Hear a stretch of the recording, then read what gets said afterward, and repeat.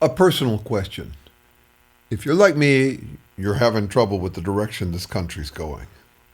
And if you're like me, perhaps sometimes at night or when you're just going through the day or reading the newspaper, you wonder whether you're doing everything you can to address the problems in our country right now. I'm going to argue that you're not, that we're not. And I'm also going to argue that it's easier to do something more about it, something important, something effective about it.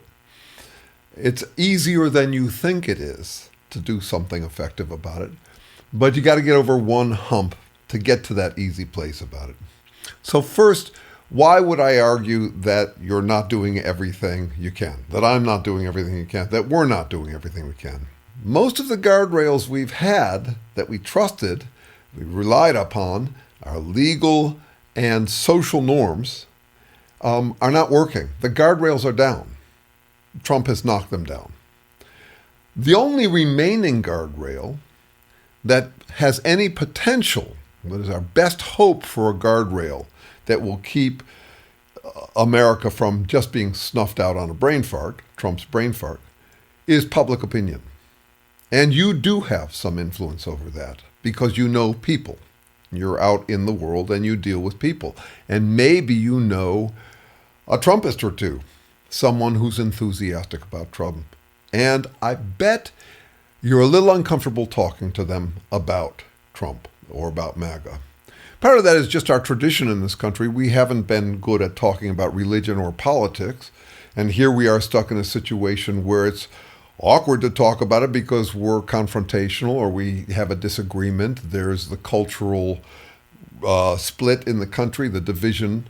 And there's another reason why it's uncomfortable, which is you may not feel prepared for that argument. You may not know exactly where you're coming from on that argument, that Trump is doing bad things to the country. And if you don't know what your core message is, then you're at risk if you enter into conversation, debate, argument, fight with Trumpists. So you may feel ill-prepared for it. Like you don't really know what you're advocating. You know that there's so many things going wrong and they're going to do their whataboutism and maybe they'll take you down into some topic that you don't know that much about, and then they'll prove that you don't know anything, and then they'll win and you'll feel like a chump.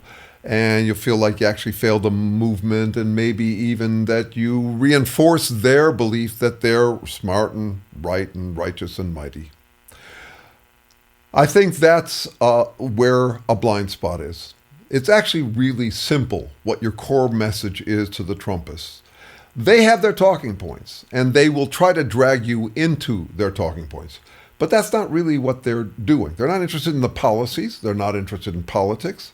They're not interested in the future of the United States. They are getting off on dominating the frame by making the conversation always be about what they want to talk about in ways that make them feel like winners. I think that's all that's really going on with most of them. Not at the top. Some of those guys at the top, the billionaires and their many millions, have other goals in mind. But I think in general, the true MAGA supporters are people who are getting off on Trump's delivery of free, unlimited, eternal self-confidence. I think that's really all that's going on. I have a master's in public policy.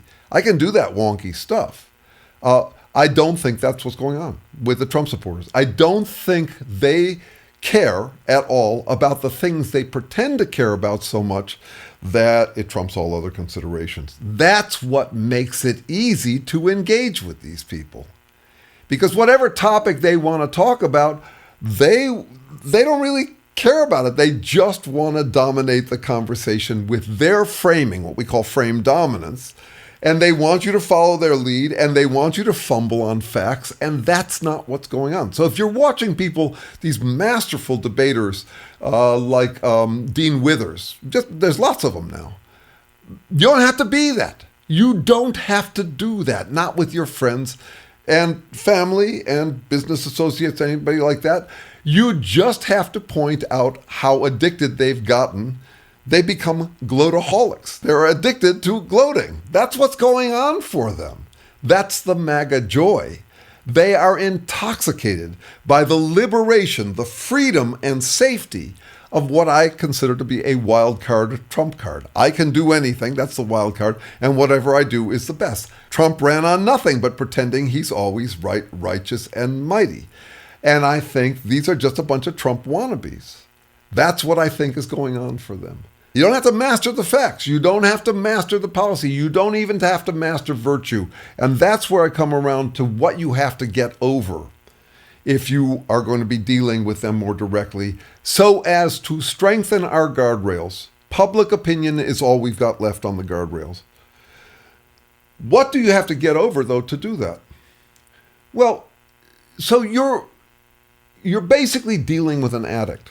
A cultist is an addict. They're addicted to the self-confidence they get from associating, identifying with their cult. It's got nothing to do with politics, as far as I can tell, or ideology or beliefs or any of that. It's just the joy of being a glotaholic.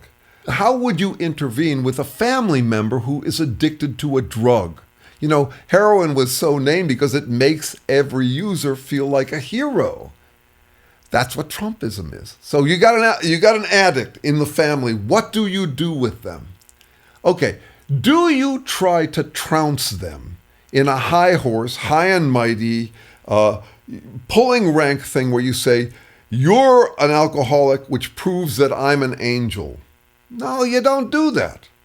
You get over that. You are not trying to prove you're right about everything against them claiming that they're right about everything, which is what a herobotic, glotaholic Trumpist is doing. No, you have to show up like a human being and connect with them as a human being to human being while being very direct and blunt about their addiction. What you have to do is get over this yearning to prove that you're the good guy, the right guy, the smart guy. You have to be able to get over that. And that's not easy for any of us to do, especially when we're in a confrontation. We tend to fall into what I call infallibility death matches. Either you're right about everything and I'm wrong about everything, or vice versa. They're deadly, they're stupid, facts don't solve them. There is no proving you right, and nor any proving them right. We're talking about the future. We're talking about humans guessing what's best to do for the future. So if you feel the need to defend yourself against these addicts, as if you are right about everything, you are going to lose. You're going to feel unprepared no matter what you enter into with them, because you won't have all the facts to prove that. And you'll have wasted an opportunity.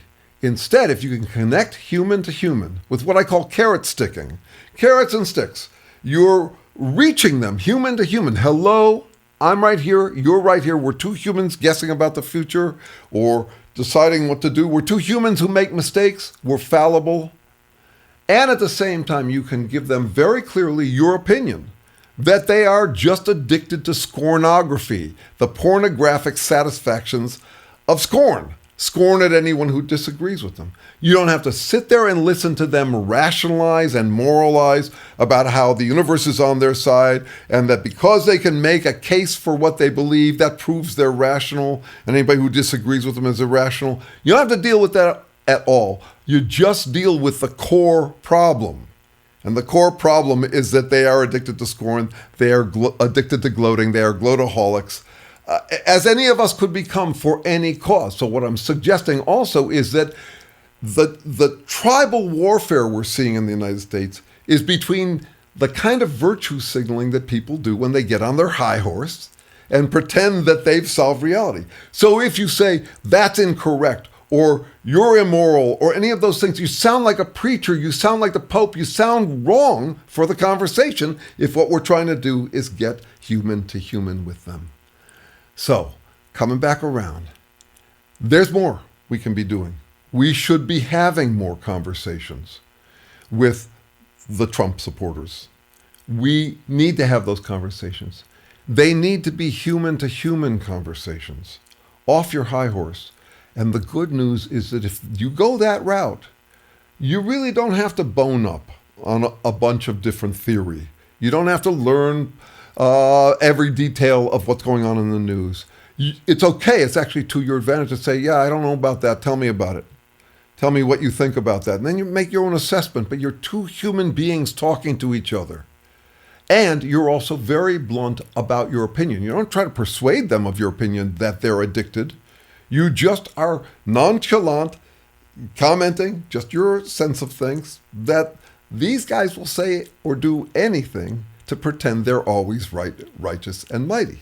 That's all Trumpism ever was.